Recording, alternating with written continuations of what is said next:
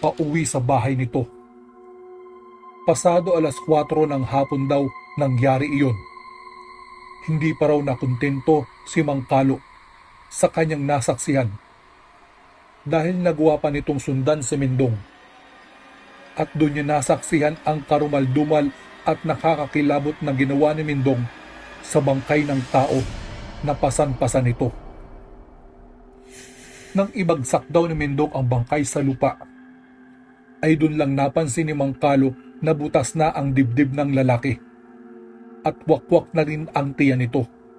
Walang awang kinatay pa daw ni Mindong ang bangkay ng tao at animoy mabangis na halimaw na nilantakan ang karne ng patay na tao.